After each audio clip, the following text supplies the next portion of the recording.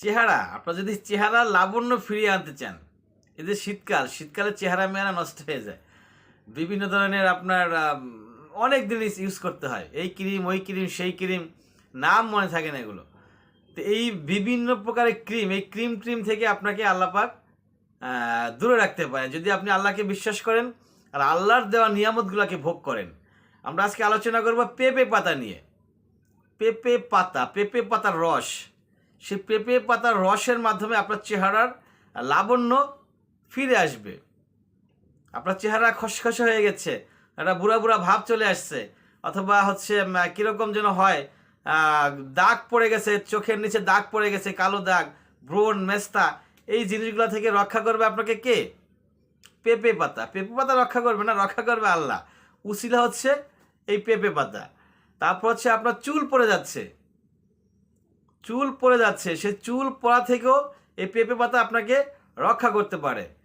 হজম শক্তি, ভিতরে হজম হচ্ছে না, খাচ্ছেন খাবার দাবার, ওখানে গুড়গুড় করে হজম হয় না, পেটের প্রবলেম দেখা দিচ্ছে, সেখান থেকে রক্ষা করবে কে? পেঁপে পাতার রস। গ্যাস্ট্রিক, এটার কথা আমি নিয়মিতই বলে থাকি। মহান রব্বুল আলামিন বিভিন্ন জিনিসের ভিতরে গ্যাস্ট্রিকের উপশম দিয়ে রাখছেন, আমরা জানি না, তাই বুঝি না, তাই গ্যাস্ট্রিক হচ্ছে। তো এই গ্যাস্ট্রিক থেকেও আল্লাহ পাক আপনাকে হেফাজত করবেন এই পেঁপে পাতার রসের মাধ্যমে। তো পেঁপে পাতার রস আপনি কি করবেন, যাদের চুল পড়ার সমস্যা আছে তারা সেই রসটাকে ব্লেন্ডার করে রস বাইর করবেন, অর্থাৎ পেঁপে পাতা আইনা সেটাকে ব্লেন্ডার করবেন, ব্লেন্ডার করলে রস হয়ে যাবে। তারপরে আপনি সেটা আপনার চুলে লাগিয়ে রাখবেন, ইনশাআল্লাহ তাআলা অল্প দিনের ভিতরেই আপনার চুল পড়া রোধ হয়ে যাবে।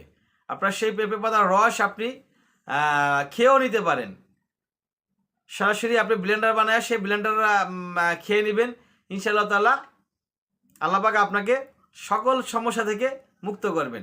আমরা যেটাই বলি না কেন, আপনারা অবশ্যই ইউজ করার আগে, ব্যবহার করার আগে বিশেষজ্ঞ চিকিৎসকের পরামর্শ নিয়ে তারপরে ব্যবহার করবেন।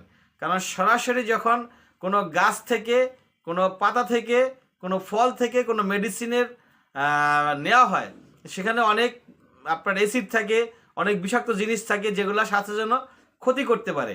সেজন্য যে কোনো জিনিস প্রয়োগের আগে অবশ্যই বিশেষজ্ঞ চিকিৎসকের পরামর্শ নিয়ে তারপর সেটাকে ব্যবহার করবেন। ওয়া আখির দাওয়ানা আলহামদুলিল্লাহি রাব্বিল আলামিন।